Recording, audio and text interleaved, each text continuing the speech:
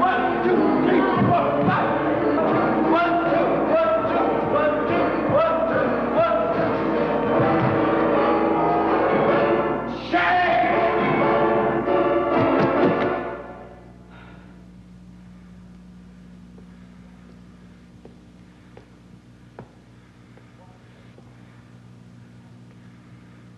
What is going on here?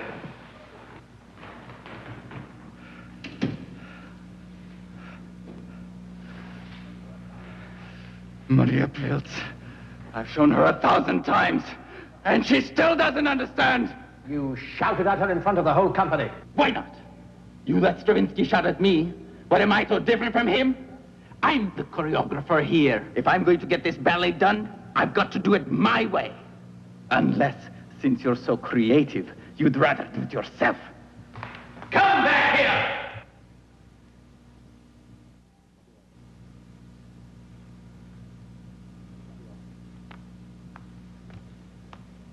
Do I have to remind you that nobody in this company speaks to me in that way? It's about time somebody did.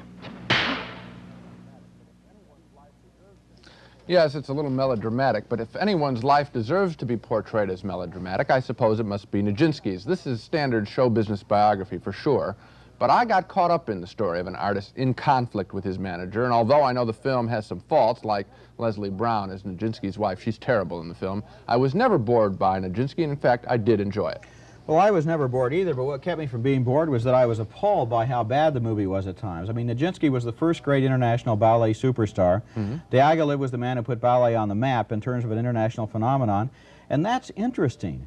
And you're right when you say that they've taken the story and turned it into another show business biography. I've seen this film before. It's been done about Benny Goodman and everybody else they ever made a show biz movie Well, maybe about. the explanation there is that show business people who are very successful have that same kind of lives. To be fair, Benny Goodman didn't spend the last 33 years of his life in a mental institution, which is the very special nature of this film. The director opens the film with Nijinky in a mental institution and closes it, and we do see why he got there. I didn't. I mean, I was very disappointed at the end. They said, and then he spent the next 33 years of his life You see all the pressures in his life. up. You see all the pressures. He's an artist. He's very young. He's worried about his sexual problems. He's worried about being manipulated by Diaghilev. It's all there. I always felt that those were just cliches that they were putting in. I never felt they were really telling me the story of this man's life and what really made him tick and what really motivated him. Happened to be facts, and they picked the year and they even put the dates on it. Okay, let's call this a disagreement. Okay. Okay, fine. There's one place in all of America where our national suburban laid-back lifestyle seems to originate, and it must be Marin County in California, right across the bay from San Francisco. Marin County is into so many self-help, self-analysis, and self-remodeling philosophies that it makes Est look like summer camp. And now comes a satirical movie based on a best-selling book about Marin called Serial. It's a merciless but not very funny dissection of a whole generation of buzzwords, fashionable cliches, and such adult toys as hot tubs, gurus, encounter groups, granola, yogurt, television, high-fiber foods, and sex. More or less in that order. Now, Martin Mull stars in the movie as a typical middle-class husband, and here he is trying to survive the checkout line at the local supermarket. Oh, wow. Sure you want this yucky bread? What's wrong with it? 89. Everything. It's not even food. It's white flour and chemicals. You know, there's even sawdust in it. Sawdust. Well, cellulose. It's the same thing. Are you going to put this in your one and only body? I have a spare. Look at all this garbage you got here. Bar nuts, frozen pizza, instant coffee. You're poisoning yourself. Meat. No good, huh? Do you know how they kill these animals? I try not to think about it. Listen, do you see anything in there that you like? The onion. You shouldn't buy your veggies here, though. They're not organic. Okay, Marlene, that's it. You're fired. Oh, wow. Hey, wait a minute. I warned her. Over and over, I warned her. I'm only trying to keep people from killing themselves. Yeah, aren't you overreacting a little? Do you have any idea what this stuff does to rats? I don't sell the rats. Take off the apron. I'll finish up here. Gloria, please, Gloria. Sorry. You know, I wouldn't mind one bit going back in there and giving that manager a real piece of my mind. No. That was such a crummy thing to do. Well, anyway, thanks. It was really right of you to get involved. You're really a beautiful person, you know? Hey, want to go have a cup of coffee? Oh, I don't drink coffee. It's an artificial stimulant. Of course. Then you wouldn't want to have a drink either. So what do I offer you? Bite of my onion? I'll tell you what. How about if I just go home with you and we go to bed together?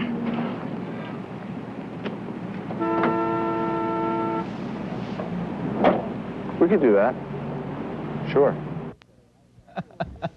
That's a great delayed double take there. Serial is filled with a lot of good ideas, and its satire of contemporary lifestyles must have looked funny on paper, but somehow it just doesn't work as a movie comedy. Maybe that's because it depends on its screenplay too much. Instead of acting funny or looking funny or reacting funny, people just stand around and say things that are supposed to be funny, and the movie falls flat. It sure does. I think the problem is that we really don't have a movie here, but just a series of gags. Right. We don't get involved with any of the characters. They're not on screen long enough. They exist only to deliver funny lines, and that's it, and then they disappear. Well, in an hour-and-a-half movie, you need to get involved with some of the characters. You need a guide through all the material. We don't have it. It's a series of gags, not a movie. Something I think you need in a satire like this is somebody to stand around and be the straight guy and say, these people are all crazy, or I'm the only sane person. And I guess Martin Mull was supposed to be that, but we don't see enough of him. Not enough of him, and we really don't get involved in his story. Two things I did like in a movie which I didn't like. I like Tommy Smothers as the guru of that California cult, and I like Christopher Lee, who played Dracula in all those movies, as the gay motorcycle gang leader. I thought those were kind of nice touches. Okay, but we are not recommending the film We at all. are not, no.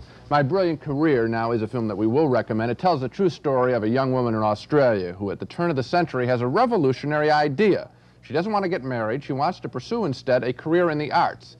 That's something of a shocking idea at the turn of the century, and it particularly shocks her wealthy grandmother, who has just the right young gentleman in mind for her granddaughter. He'll come into quite a large fortune in England. He comes of a very good family and will make someone an excellent husband. Well, it won't be me. Oh, do be realistic, child. Well, I am. To begin with, I don't love him. That is not the point. Well, it is to me. Sibylla, do you want to be a burden on your family forever? With no status in decent society or a home of your own? I will not be married off to someone I detest by you or anybody. At times I fear for you, my girl. You are rude to your elders and betters, and often lack all gentility.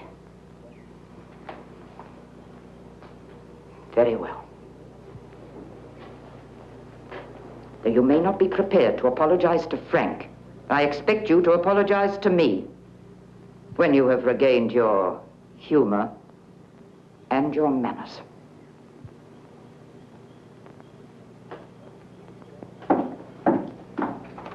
That was Judy Davis as the granddaughter. She's the most compelling presence in this film. Spunky, warm, with a nice sense of herself, an actress certainly to look for in the future. We root for her character to get whatever it is she wants, especially when she's tempted by another very handsome man who is also quite wealthy. He's more interesting than the guy her grandmother picked out. She thinks she likes him, but she's nervous about that. He proposes, but she's not ready to get married.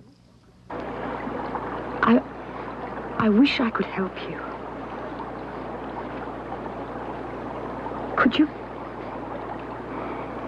Can you give me a bit of time? Maybe 2 years. You see, I'm just not ready yet. Last night, I don't know, I think I was trying to hurt you. Make you let go. Do something. Give me a chance to find out what's wrong with the world and with me. Who I am. Everything. Then I'll marry you. If you need me, and I can help. You do understand, don't you? Of course I do. I knew you would.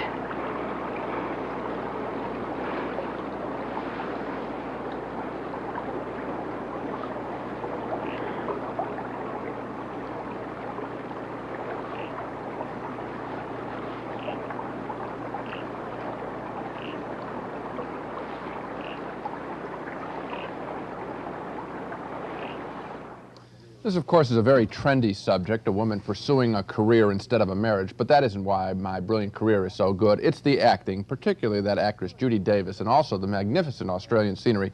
My Brilliant Career is a minor movie, but I found it very entertaining. Okay, now, Gene, on this one, we're in total agreement, I should say. We've been disagreeing before.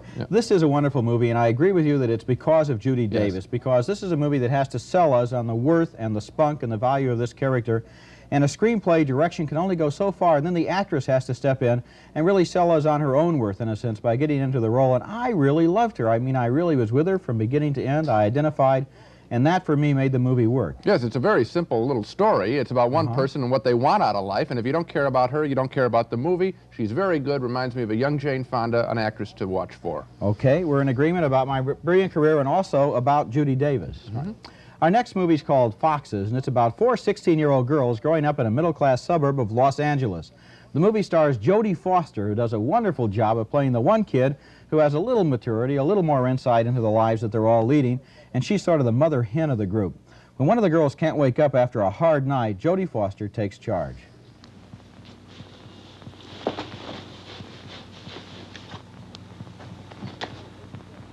Oh, we gotta wake up Annie. Annie. Annie, wake up.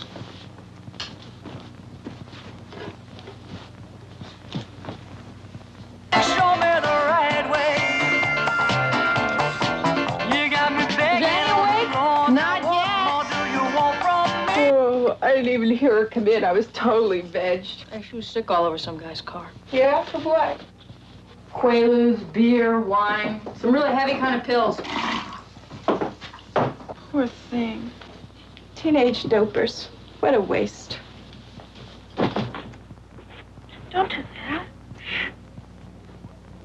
Three Stooges, they always just sort of throw it. She can't do that. She'll drown. I'm only saying that's what the Three Stooges always do. I'm not saying she should do it, okay?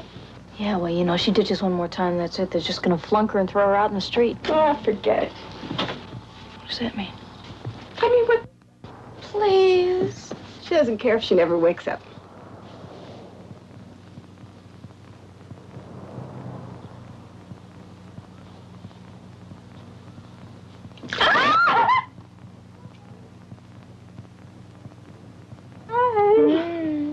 You guys looking at? It really kind of captures the camaraderie among those girls, which is really the subject of the film. The adventures of those teenage girls provide most of the movie's action, but there are also some very delicate and sensitive scenes between Jodie Foster and Sally Kellerman, who plays her mother. Kellerman's divorced from Jodie's father, who's a rock concert promoter, and now she's gone back to get her undergraduate degree at UCLA. And in this scene, mother and daughter have a frank talk about men. Hi. How's the concert? Fine. I saw Dad. How was he? Fine.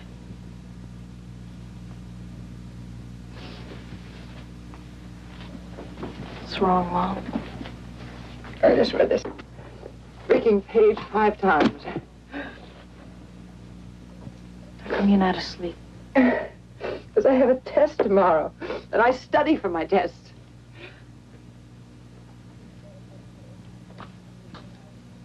Your dad thinks that if I get a degree that I'll be smart enough to leave him alone. Did you do your homework? I don't have any. It's the weekend. I got this crazy idea. You go to college, you read a lot of books, you become this brainy person. You'll know how to talk to neurotics like your mother.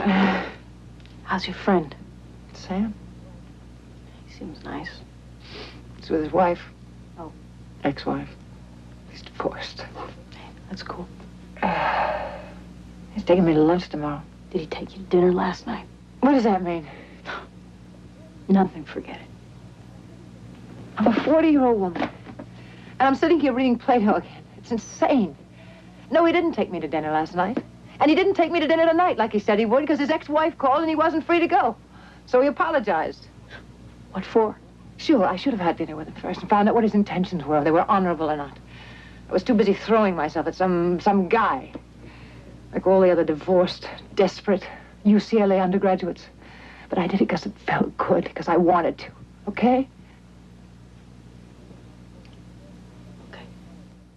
Really nice portrait of a character there by Sally Kellerman as a divorced, desperate UCLA undergraduate. You can make a whole movie about her. But Foxes is a serious film about a serious subject, the pressures and dangers of growing up as a teenager in suburban America. Now, a lot of people are going to say that teenagers don't really live like that, and I sure hope they don't for their sakes, but I have a feeling that Foxes is a pretty accurate portrait of the scarier, lower levels of the teenage subculture, and I think it does a thoughtful and truthful job of showing us what these kids put themselves through in the process of growing up. Well, I disagree. I don't share your enthusiasm for the film. I don't think it's that special. I think it's a fairly ordinary story of kids popping pills, getting drunk, and going to rock concerts and getting in trouble. And some of them OD and some don't. And I think What's unfortunate about the film is we can tell exactly what's going to happen to everybody by about the first 5 minutes. Just looking at that opening scene that we saw, well, we know the girl with the drug problem, it's probably going to be too much for her and she's not going to make it through the end of the picture. And we know that Jodie Foster, the star of the film, is going to make it all the way. She's very smart at the beginning, she's very smart at the end. There's no dramatic arch. A part of the purpose of the film is to show the inevitability of that. Jodie Foster is a survivor. She's going to make it. She's going to learn. She's going to grow up to be an interesting adult, I think. And the other kid who's zonked out at the beginning of the film is probably going to come to a very bad end. And that's what the film is about, that way that, in a way, behavior by these kids can predestine and pre-doom them. I think that's, you know, it's not a suspense film. We're not sitting there going to see who's going to survive at the end of the film. We're seeing what happens to them, what this process is, what life in the San Fernando Valley, for example, can be like for some teenagers if they're unlucky enough to get into this subculture. Well, we know that, Roger. We know it off the gun. In 5 minutes, I know what's going to happen. So you say it's not a suspense picture. Well, I prefer to think of it as a picture that has no suspense. Maybe the kids that this movie is about and the kids who will go to see this movie don't know that. I think they do know that, and frankly, I'm not interested in seeing a lecture for teenagers about what the horrors of their life. That's a little facile. I would have been more interested in a picture more with Foster and Kellerman. I agree with you. That's the part of the picture that's interesting. More discussions with them. We don't need a furniture-breaking scene. We don't need a rock concert scene in the picture, and we don't need a car chase at the end of the film. Those are all flashy little emotions. It's not a perfect picture, but I think it's a lot more interesting than you're giving it credit for. Okay, here's a picture that I don't think is at all interesting. I'm interested in your reaction. The Changeling is one of those haunted house pictures in the order of the Amityville Horror, but the biggest surprise in the picture is not what jumps out at us, but who's starring in the film. Would you believe George C. Scott? Now, what's he doing in a picture like this? Scott plays a widower who moves into an old Seattle mansion that hasn't been lived in for years. Soon he hears wild, alarming noises. Does he move out? No way. And the dumbness accelerates when Scott discovers that the house holds the secret of the murder of a young boy. One clue is some words that a psychic has written on a piece of paper, and real estate agent Trish Vanderveer, in tears because she knows of the boy's murder, she helps Scott unlock the puzzle.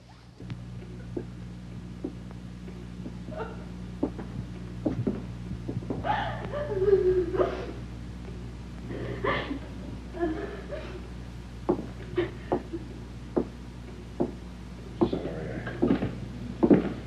I shouldn't have called you. It's just that I needed something.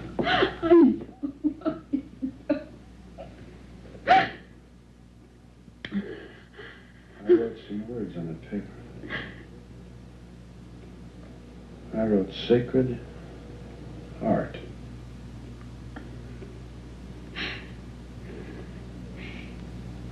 There used to be a county orphanage named Sacred Heart. It was closed down years ago.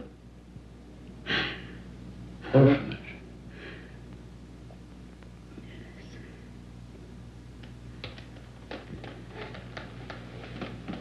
That child, Joseph Carmichael. He was murdered in this house in the attic. And buried. And then an orphan. Stop it, Sean, just for 1 minute, please.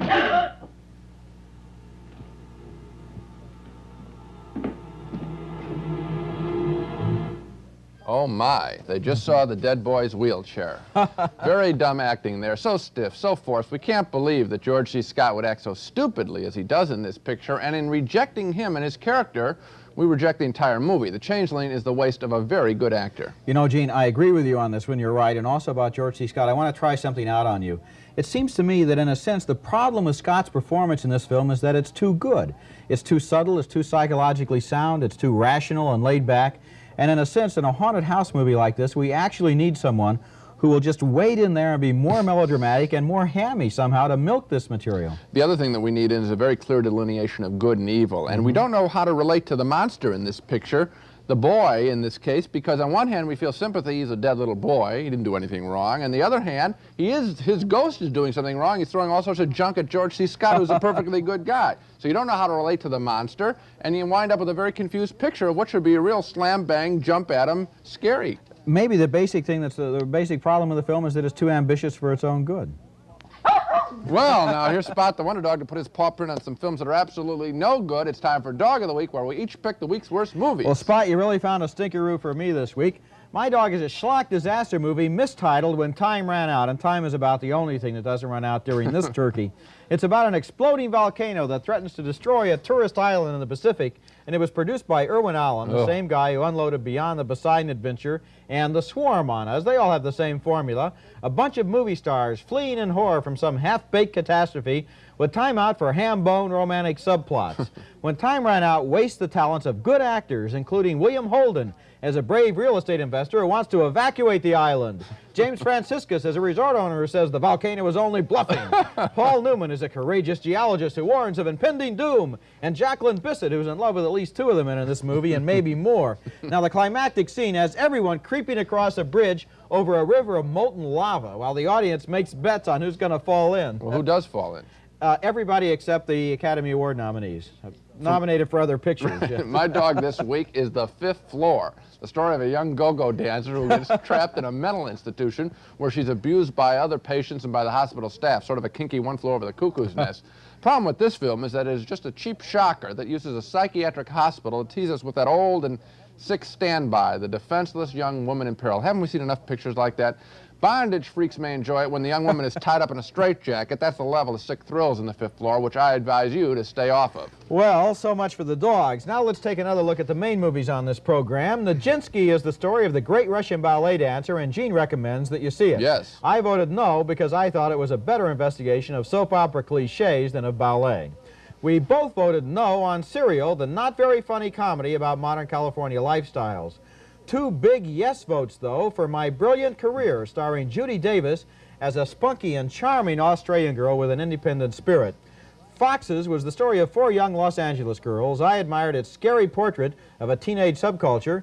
Gene thought it was the standard good kids, bad parents movie. He votes no. He can't recommend that you see Foxes. And we both voted no on The Changeling, the new horror film starring George C. Scott that just wasn't very scary. So the one we agree on, My Brilliant Career. My Brilliant Career, right. Okay, that's it for this show. Next time on Sneak Previews, we'll take a look at 5 more new movies, including Folks, a thriller starring Roger Moore, Where the Buffalo Roam, with Bill Murray as the maverick journalist Hunter S. Thompson, and Nothing Personal, a romantic comedy starring Donald Sutherland and Suzanne Summers. Until then, see you at the movies.